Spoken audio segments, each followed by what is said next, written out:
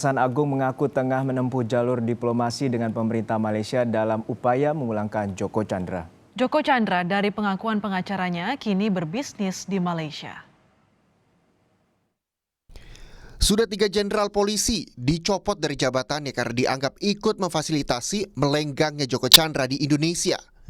Sementara Kejaksaan Agung yang semestinya bertugas menangkap masih juga baru melakukan diplomasi ke Malaysia. Nah, perlu dipahami juga bahwa oleh karena ini menyangkut yurisdiksi negara asing, tentu kami tidak bisa berjalan sendiri. Upaya diplomasi tentu akan kami koordinasikan dengan Central Authority dalam penanganan hal yang demikian, sebagaimana yang kemarin sudah dilakukan terhadap tersangka lainnya. Joko Chandra yang kerap dijuluki Joker, menurut pengacaranya Anita Kolopaking, menetap dan berbisnis di Malaysia. Pak Joko sudah nyaman berada di Malaysia. Dia tidak ingin berada di Indonesia untuk tinggal. Dia datang hanya untuk meluruskan haknya, kata Anita Kolopaking kepada Harian Kompas 17 Juli lalu. Joko diburu karena menjadi terpidana 2 tahun kasus pengalihan hak tagih Bank Bali yang merugikan negara hingga lebih dari setengah triliun rupiah atau 546 miliar rupiah. Saat ini, Joko tengah mengupayakan peninjauan kembali atas kasus yang menjeratnya. Namun 3 kali sidang, tak sekalipun Joko hadir di Pengadilan Negeri Jakarta Selatan. Kata pengacaranya, Joko sakit, sehingga meminta sidang digelar secara telekonferensi. Padahal, menurut surat edaran Mahkamah Agung, pengaju PK harus hadir kalau tidak sedang dipenjara. Untuk itu, di sidang Senin kemarin, Majelis Hakim meminta jaksa membuat tanggapan tidak hadirnya Joko 3 kali ke sidang. Kalau isi pendapat jaksa ya jelas sesuai dengan SEMA nomor 1 tahun 2012, pemeriksaan permohonan PK di pengadilan negeri wajib dihadiri oleh terpidana. Lalu, bisakah pengajuan PK Joko Chandra diluluskan Majelis Hakim? Sebelum Joko ada 3 terpidana yang tanpa hadir di pengadilan bisa lolos dari hukuman. Lesmana Basuki dan Tony Suherman, terpidana kasus korupsi penjualan surat-surat berharga atau commercial paper yang merugikan negara hingga 209 miliar rupiah dan 105 juta dolar Amerika. Lesmana dan Tony divonis di Mahkamah Agung 2 tahun penjara. Namun Mahkamah Agung melalui putusan PK membebaskannya pada tahun 2007. Kemudian ada Sugiono Timan, terpidana kasus BLBI dengan kerugian negara sebesar 269 miliar rupiah. Sugiono Timan divonis 15 tahun penjara oleh MA pada tahun 2004. Namun pada 2013 Sugiono Timan diputus onslek atau lepas oleh Mahkamah Agung dari kasus bantuan likuiditas Bank Indonesia BLBI. Majelis PK saat itu beranggapan kalau kasus ini merupakan ranah perdata meskipun perbuatannya terbukti. Pakar hukum Universitas Gadjah Mada Zainal Arifin Mokhtar menilai, dengan aturan Mahkamah Agung, mestinya PK Joko Chandra ditolak. Pemberantasan korupsi itu dihadapkan dua persoalan, ketidakmampuan dan kemauan. Gitu. Ya. Dan saya khawatir sebenarnya bicara soal Joko Chandra ini kita bukan soal ketidakmampuan, tapi soal kemauan. Gitu.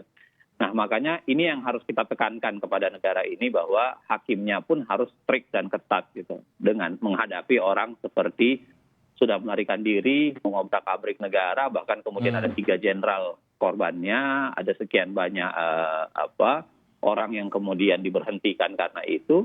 Ya. Nah, bayangan saya hakim kemudian strict untuk mengatakan bahwa karena ketidakhadirannya ini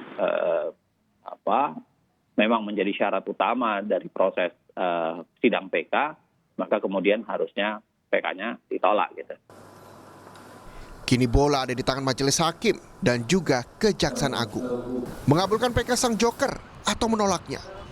Dan apakah ada kemauan kuat buat Kejaksaan Agung membawa pulang buruannya? Tim Liputan, Kompas TV. Masalah yang ditimbulkan Joko Chandra selain dibahas di Kejaksaan Agung juga dan di Pengadilan Negeri Jakarta Selatan juga dibahas di DPR. Hari ini rencananya Komisi 3 DPR akan menggelar rapat gabungan dengan aparat penegak hukum terkait perkembangan memburu Joko Chandra. Sudah ada rekan kami Aulia Faradina di gedung DPR Jakarta. Aulia, apa saja poin-poin penting pembahasan terkait kasus Joko Chandra yang digelar di Komisi 3 DPR?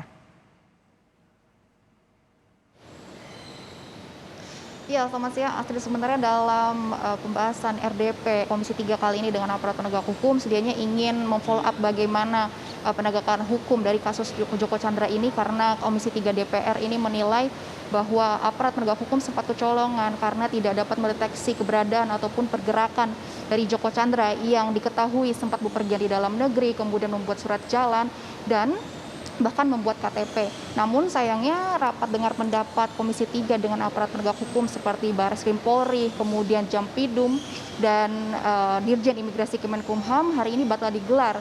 Tadi kami konfirmasi kepada Ketua Komisi 3 DPR RI yakni Herman Heri, ia mengatakan bahwa RDP Komisi 3 terkait kasus Joko Chandra batal digelar karena tidak mendapat izin atau persetujuan dari pimpinan DPR dengan alasan Badan Musyawarah tidak memperbolehkan anggota Dewan ini melakukan rapat di masa reses. Sedianya RDP akan digelar hari ini oleh Komisi 3 dengan aparat penegak hukum, dengan Barreskrim Polri, Jampidum, dan juga Dirjen Imigrasi dari Kemenkumham. Tapi sayangnya realisasinya ini terhambat karena surat izin yang diajukan oleh Komisi 3 DPR ini masih tertahan di meja Wakil Ketua DPR bidang Polhukam yakni Aziz Syamsuddin. Tapi Aziz sendiri membantah tudingan bahwa ia menolak menandatangani surat izin tersebut. Menurutnya ia hanya menjalankan tata tertib DPR dan menurutnya juga masa reses ini adalah masa di mana para anggota Dewan sebaiknya melakukan kegiatan di luar kompleks DPR. Meski demikian, meski tidak jadi ataupun tidak dapat digelar RDP Komisi 3 ini, Aziz tetap meminta para anggota Komisi 3 DPR RI tetap melakukan fungsi pengawasan ke lapangan dengan mitra kerja seperti dari kepolisian, kejaksaan, dan juga Kementerian Hukum dan HAM. Tapi sebenarnya kalau dari Komisi 3 sendiri, sebagian besar ini sepakat untuk mengadakan RDP terkait kasus Joko Chandra sesegera mungkin. Seperti tadi kami wawancarai dari anggota Komisi 3 fraksi Demokrat yakni Hinca Panjaitan, yang menyebut bahwa kasus Joko Chandra ini sangat penting untuk segera dibahas dan dituntaskan, dan menurutnya mestinya masih bisa terus dilakukan RDP di masa reses karena ia berpedoman pada tata tertib DPR pasal 53 ayat 3. Berikut kami hadirkan kutipannya selengkapnya untuk Anda.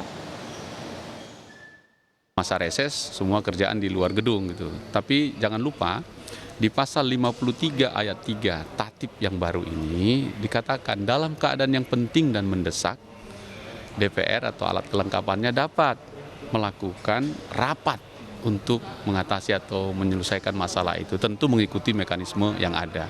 Nah, oleh karena itu kalau dilihat dari urgensi kasus ini dan harapan publik yang begitu besar, saya kira rapat di Komisi 3 ini harus dilakukan berdasarkan pasal 53 ayat 3 itu. Sehingga kalau ada alasan dari pimpinan DPR ini masa reses maka di luar, maka harus menggunakan pasal 53 ayat 3 itu, ada caranya.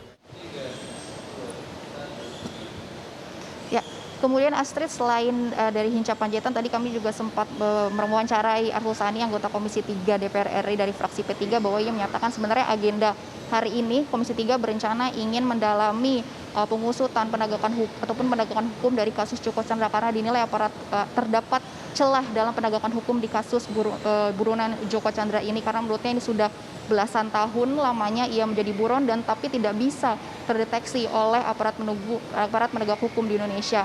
Hal yang serupa juga disuarakan oleh dari fraksi PKS. Ia menyatakan bahwa RDP ini sangat penting untuk digelar sesegera mungkin karena kasus Joko Chandra merupakan kasus extraordinary atau kasus luar biasa sehingga penting untuk dibahas dan segera diselesaikan. Nah, karena RDP Komisi 3 hari ini batal digelar terkait dengan kasus Joko Chandra, untuk rencana sementara RDP terkait kasus Joko Chandra ini nantinya akan digelar setelah masa reses selesai, yang artinya sekitar bulan Agustus 2020 nanti. Astrid.